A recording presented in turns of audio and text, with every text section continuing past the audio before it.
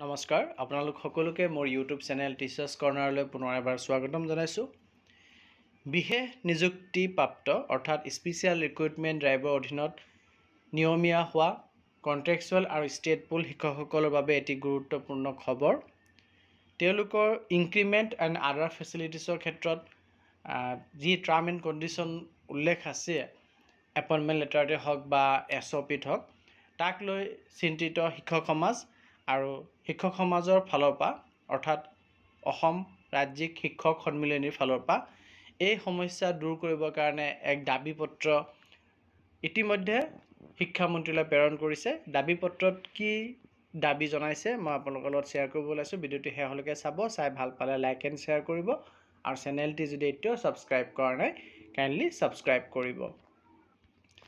আপোনালোকে স্ক্ৰীনত দাবী পত্ৰ দেখি আছে, যোনটো মাননীয় শিক্ষামন্ত্ৰী মহোদয়লৈ পঠোৱা হৈছে আৰু অসম ৰাজ্যিক প্ৰাথমিক শিক্ষক সন্মিলনীৰ পেডত দিয়া হৈছে। বিষয়বস্তু হিচাপে উল্লেখ কৰিছে বিশেষ নিযুক্তিপ্ৰাপ্ত শিক্ষকৰ বাৰ্ষিক বৃদ্ধিৰ সময়সীমা হ্ৰাস কৰা, অৰ্থাৎ যি ইনক্ৰিমেণ্ট আছে ইনক্ৰিমেণ্ট বৃদ্ধি হয় সেইটো যি সময়সীমা 1 বছৰ অতিক্ৰম হ'ব লাগিব বুলি উল্লেখ কৰিছে। আচলতে 1 বছৰ যদি হয় তেতিয়াহ'লে প্ৰেক্টিকেল ফিল্ডত প্ৰায় 22 মাহ 23 মাহ পাছতহে তেওঁলোকে ইনক্ৰিমেণ্ট পাব। চ' সেই বস্তুটো চেঞ্জ কৰিব লাগে আৰু লগতে অন্যান্য সুবিধা প্ৰদানৰ দাবী পত্ৰ।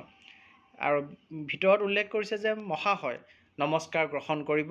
যোৱা 2 ছেপ্টেম্বৰ 2024 তাৰিখে শিক্ষা বিভাগে প্ৰদান কৰা বিশেষ নিযুক্তিত অংশ লোৱা শিক্ষকসকলক দিয়া নিযুক্তি পত্ৰত উল্লেখ কৰা অনুসৰি এবছৰৰ পাছতহে বাৰ্ষিক বৃদ্ধি লাভ কৰাৰ সুযোগ পাব। ইয়াৰ ফলত শিক্ষক শিক্ষয়িত্ৰীসকল যথেষ্ট আৰ্থিক ক্ষতিৰ সন্মুখীন হ'ব।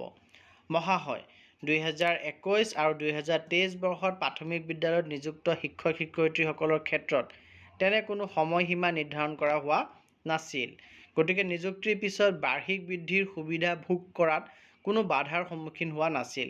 মহাশয় বিশেষ নিযুক্তি প্ৰক্ৰিয়াত অংশ লোৱা এইসকল শিক্ষক শিক্ষয়িত্ৰীয়ে ভৱিষ্যতৰ সুৰক্ষাৰ স্বাৰ্থত দৰমহা বহু হাজাৰ টকা হ্ৰাস হোৱাৰ পিছতো বুকুত শিল বান্ধি নিয়মীয়াকৰণত সন্মতি প্ৰদান কৰিছে।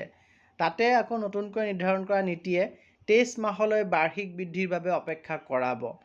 সেয়েহে বাৰ্ষিক বৃদ্ধিৰ বাবে কৰা 1 বছৰৰ সময়সীমা 6 মাহলৈ হ্ৰাস কৰাৰ বাবে অনুৰোধ জনালোঁ। মহাশয় বিশেষ নিযুক্তি প্ৰক্ৰিয়াত অংশ লোৱা সকলৰ জ্যেষ্ঠতা গণ্য কৰা হ'ব বুলি ইতিমধ্যে মুখ্যমন্ত্ৰী মহোদয়ে ঘোষণা কৰিছে। গতিকে তেওঁলোকক সংশোধিত সাময়িক পদোন্নতি প্ৰক্ৰিয়াত সামৰি লোৱাৰ বাবে দাবী জনালোঁ আৰু আৰ্জিত ছুটিকে ধৰি অন্যান্য প্ৰাপ্যসমূহৰ লাভৰ আদেশ প্ৰকাশৰ খৰতকীয়া ব্যৱস্থা গ্ৰহণৰ বাবেও অনুৰোধ জনালোঁ। শ্ৰদ্ধাৰে ৰাতুল চন্দ্ৰ গোস্বামী, প্ৰধান সম্পাদক, অসম ৰাজ্যিক প্ৰাথমিক শিক্ষক সন্মিলনী।